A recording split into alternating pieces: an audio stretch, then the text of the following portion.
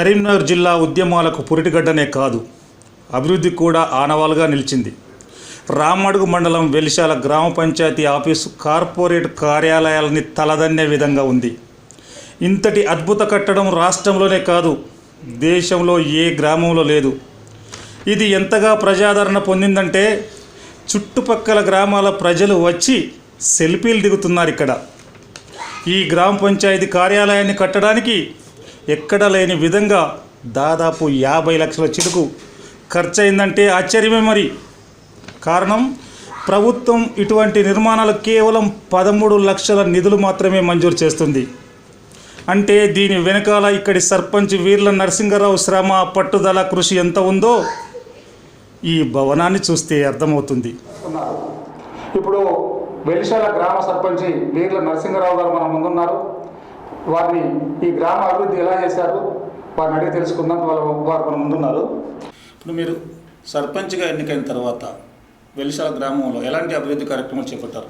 ఇట్లా గ్రామ పంచాయతీతో పాటు ఇంకా విలేజ్లో గ్రామ పంచాయతీ సర్పంచ్గా 2013 ఆగస్టులో ఎన్నికైన తర్వాత పదవి బాధ్యతలు స్వీకరించగానే నేను చెప్పిన ప్రత్యేకమైన కార్యక్రమాలు ఏమిటంటే, ఒక గ్రామ పంచాయతీగా ప్రత్యేకంగా 3 సమస్యలను పరిష్కరిస్తే అసలు ప్రజల నుంచి మనకు ఎలాంటి కూడా విమర్శలు ఉండవు.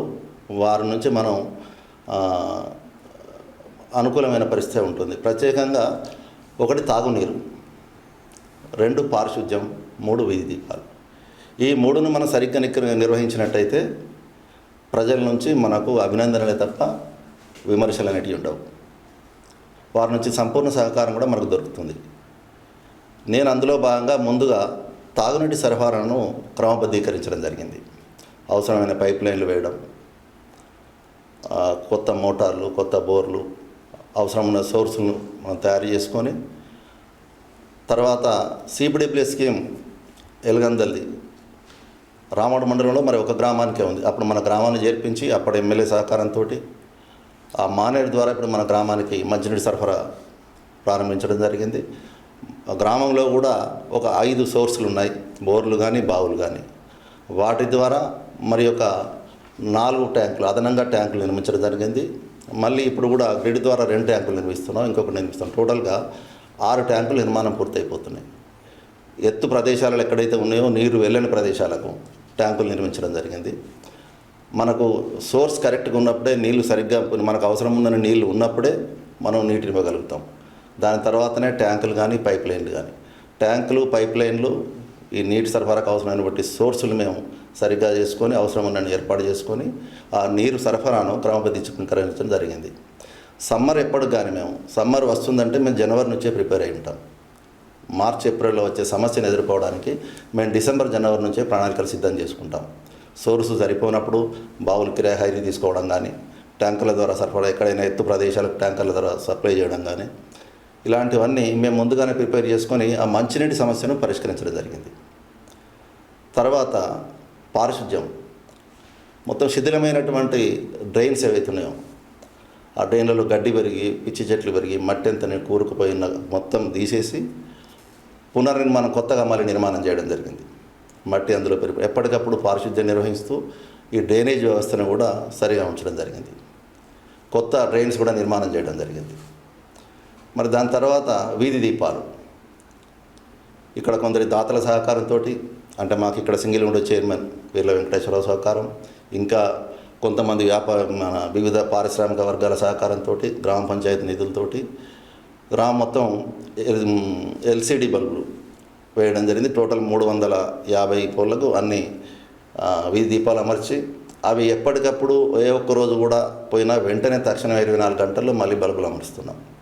వీధి దీపాలది, పారిశుద్ధ్యం, తాగునీరు, ఈ 3 సమర్థవంతంగా మొదటి సంవత్సరంలోనే మేము పరిష్కరించి వాటి నిర్వహణను సక్రమంగా చేస్తూ వచ్చాం. కాబట్టి ప్రజల నుంచి కూడా మాకు బాగా సహకారం వచ్చి 2013 కంటే ముందున్న బకాయిలు దాదాపు 10-15 సంవత్సరాల బకాయిలతో సహా ఇంటి పనులు 14-15 వచ్చే వరకు 100% చెల్లించారు.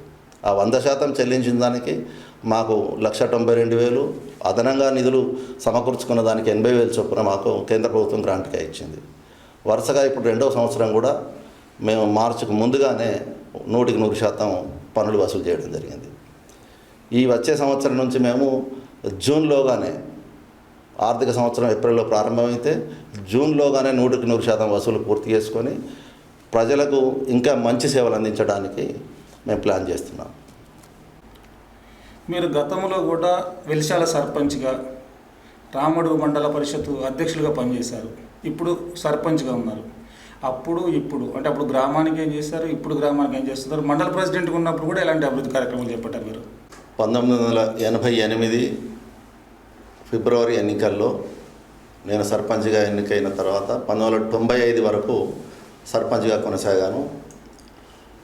7.5 సంవత్సర కాలంలో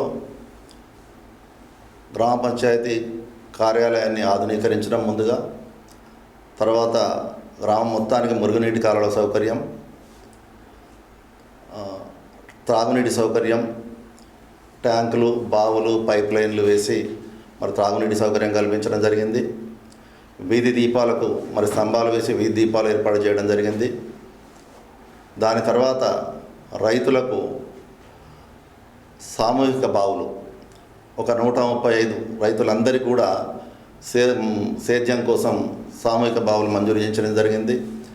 ఎస్సీలకు, బీసీలకు అందరికీ కూడా సామూహిక బావులు మంజూరు చేయించి వ్యవసాయ రంగానికి తోడ్పాటును అందించడం జరిగింది. వారికి గ్రామం మొత్తానికి పంట రుణాలు, వ్యక్తిగత రుణాలు, రకరకాల రుణాలు ఇప్పించి మరి వారి అభివృద్ధికి తోడ్పాటు అందించడం జరిగింది. ఆంధ్ర బ్యాంక్ అప్పుడు మేనేజర్ రత్నబాబు గారి సహకారంతో, తర్వాత వచ్చిన అధికారులతో పాటుగా సహకరించడం జరిగింది. గ్రామం మొత్తాన్ని బ్యాంకుకు అనుసంధానం చేయడం జరిగింది. ఆ రోజు వ్యవసాయదారులకు బావులకు విద్యుదీకరణ గురించి ట్రాన్స్ఫార్మర్లు వేయించి విద్యుత్ సౌకర్యం కలిగించడం జరిగింది.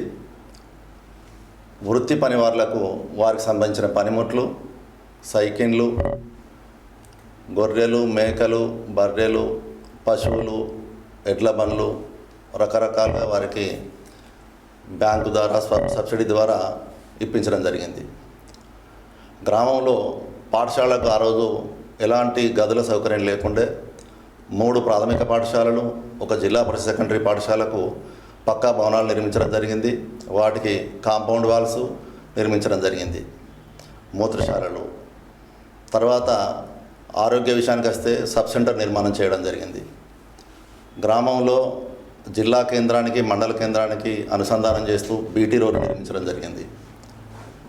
గ్రామంలో దాదాపుగా 1-2 కులాలకు తప్ప మిగతా అన్ని కమ్యూనిటీస్కు సామూహిక భవనాలు నిర్మించడం జరిగింది. మహిళా సంఘాలకు ఇక్కడ ఉన్నటువంటి 4 సంఘాల్లో 3 సంఘాలకు భవనాలు నిర్మించడం జరిగింది. గ్రామంలో శుద్ధ జలం ఇవ్వాలనే ఉద్దేశంతో దాతల సహకారంతో, పిఎస్ఆర్ గార్నెట్స్ వారి సహకారంతో ఒక గ్రామ పంచాయతీ ఆర్ఓ ప్లాంటు, వీర్ల ప్రభాకర్ రావు గారి సహకారంతో ఒక RO plant, MP Vinod Kumar గారి సహకారంతో ఒక ఆర్ఓ ప్లాంటు, 3 ఆర్ఓ ప్లాంట్ల ద్వారా గ్రామానికి శుద్ధ జలం అందించడం జరుగుతోంది. పశువుల ఆరోగ్యానికి గోపాలమిత్ర భవనం నిర్మించడం జరిగింది. గ్రామ పంచాయతీ ఆదాయం పెంచుకోవడానికి ఒక దుకాణ సముదాయాన్ని కూడా నిర్మించడం జరిగింది. సో నరసింహరావు గారు, ఇప్పుడు మీ పర్సనల్ విషయానికి వద్దాం. మీరు ఎక్కడ జన్మించారు? మీ విద్యాభ్యాసం ఎక్కడ జరిగింది? మీరు రాజకీయాల్లో ఎప్పుడు ప్రవేశించారు? అందుకు ప్రేరణ ఏంటి? నేను జన్మించింది వెలిచాల గ్రామంలోనే. నా విద్యాభ్యాసం ప్రాథమిక దశ వరకు 5వ తరగతి వరకు వెలిచాల. తర్వాత హై స్కూల్ వరకు జిల్లా పరిషత్ high school Kothapalli, intermediate Karimnagar.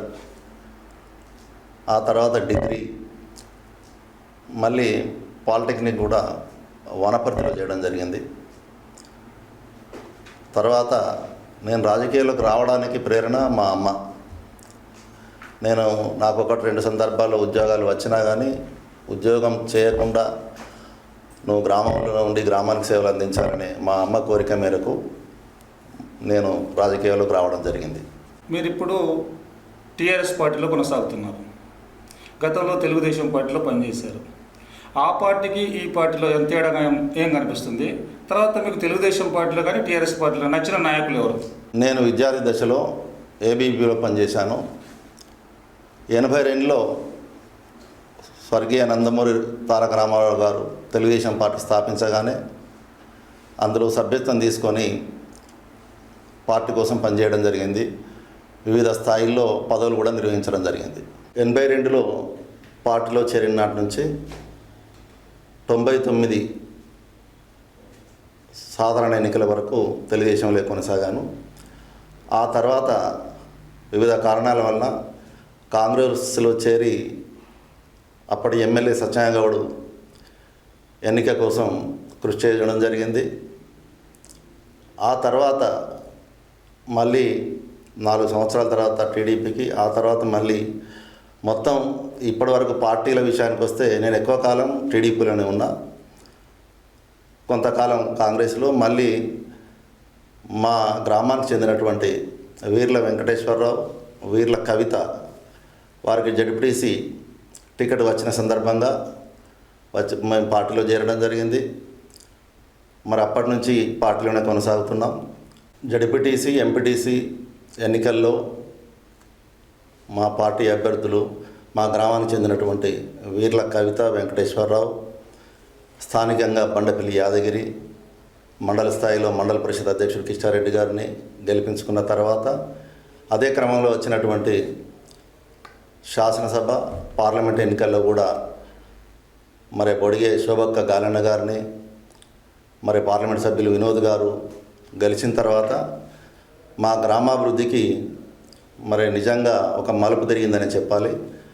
పలుకుబడి కలిగినటువంటి మా వీర్ల వెంకటేశ్వరరావు గ్రామానికి చెందినవాడు కావడం వల్ల ఈ గ్రామానికి వారు నిధుల కోసం ప్రత్యేకంగా నారదాసు లక్ష్మణరావు గారితో కానీ, ఇటు భానుప్రసాదరావు గారు, జడిపి చైర్మన్ తుల ఉమ్మక్క గారు, ఎమ్మెల్యే బొడిగ శోభక్క గాలన్న గారు ప్రభుత్వంలో ఇంకా రకరకాలుగా వారి పరపతిని ఉపయోగించి గ్రామానికి నిధులు మంజూరు తీసుకొస్తున్నారు. ఆ కార్యక్రమాల్ని, ఆ అభివృద్ధి కార్యక్రమాల్ని గ్రామంలో మేము అమలు చేస్తూ గ్రామాన్ని ఒక ఆదర్శ గ్రామంగా తీర్చిదిద్దుతున్నాం. ముఖ్యంగా మా ఎంపీ వినోద్ కుమార్ గారు కూడా మా గ్రామం పట్ల ప్రత్యేక శ్రద్ధ వహిస్తూ అభివృద్ధి కోసం నిధులు కేటాయిస్తూ సహకరిస్తున్నారు. నరసింహరావు గారు, ఇంకా మీ వెలిశాల గ్రామంలో అంటే ఎలాంటి అభివృద్ధి కార్యక్రమాలు చేయాలనుకుంటున్నారు? ఇంకా మీ విజన్ ఏంటి? ఇంకేం చేయాలనుకుంటున్నారు? గ్రామంలో అనుబంధ గ్రామాలైనటువంటి కిష్టరావుపల్లి, గుడ్డలిపల్లి, వెలిచాల ప్రధాన గ్రామాల్లో శ్మశాన వాటిక నిర్మాణం చేయాలనుకుంటున్నాం. ఆ తర్వాత మిగిలిపోయినటువంటి సీసీ రోడ్లు, మురుగునీటి కాలువల నిర్మాణం, గ్రామంలో ఇంకా మిగిలినటువంటి వీధి దీపాల విద్యుదీకరణ కోసం వాటిని కూడా పూర్తి చేయాలనే లక్ష్యంతో ఉన్నాం. గ్రామాన్ని అభివృద్ధి పథంలో తీసుకెళ్తున్న మీకు గ్రామస్తుల సహకారం ఎలా ఉంది? మా గ్రామానికి చెందినటువంటి జడ్పీటీసీ వీర్ల కవిత, సింగిల్ విండో చైర్మన్ వీర్ల వెంకటేశ్వరరావుతో పాటుగా మా ఎంపీటీసీ బండపల్లి యాదగిరి తన మండల పరిషత్కు సంబంధించిన నిధులు, తన పరిపత్తితోటి తీసుకొచ్చేటువంటి నిధులన్నింటినీ కూడా గ్రామాభివృద్ధికై వెచ్చిస్తూ గ్రామ సమస్యల పరిష్కారం లోపల మాకు చేదోడు వాదోడుగా ఉంటూ, ఎక్కడైనా మనం ఒకటి చూస్తుంటాం, ఒకే పార్టీ నుంచి ఎన్నికైన రాజకీయ నాయకుల మధ్య ఏకాభిప్రాయం అనేది ఉండదు. కానీ మా గ్రామానికి వచ్చినప్పుడు మా జడ్పీటీసీ, మా సింగిల్ విండో చైర్మన్, మా ఎంపీటీసీ బండపల్లి యాదగిరి, మా ఉప సర్పంచ్ గర్వందల నిర్మల, మా వార్డు సభ్యులు 12 మంది కూడా మేమంతా ఒకే బాటపై ఉండి గ్రామ అభివృద్ధి కోసం తీవ్రంగా కృషి చేస్తున్నాం. అలాగే గ్రామంలోని పెద్దలు, యువకులు, మహిళలు, అన్ని రంగాల వారు మాకు ఎంతగానో సహకరిస్తూ గ్రామంలో ఈరోజు 2 సంవత్సరాలుగా 100% పనుల వసూలులో కానీ, మరి 100% మట్టి వినాయకుల విగ్రహాలు స్థాపనలో కానీ వారందరూ ఎంతగానో సహకరిస్తూ గ్రామానికి మాకు ఎంతగానో సహకరిస్తున్నారు. మరి గ్రామంలో చేస్తున్న ఈ అభివృద్ధి కార్యక్రమాల విషయంలో మండల, జిల్లా స్థాయి అధికారులు, ఇటు గ్రామంలో కార్యదర్శి, పంచాయతీ సిబ్బంది, మరి గ్రామ రెవెన్యూ అధికారి, విద్యుత్ శాఖ అధికారి, అన్ని శాఖలకు సంబంధించిన గ్రామస్థాయి అధికారులందరూ వారు ఎంతగానో సహకరిస్తున్నారు. రాజకీయ నాయకుల్లో మీకు నచ్చిన నాయకుడు ఎవరు? నచ్చిన నాయకులు చాలామంది ఉన్నారు. అందులో ప్రత్యేకంగా Atal Bihari Vajpayee, NTR, KCR. Okay, thank you.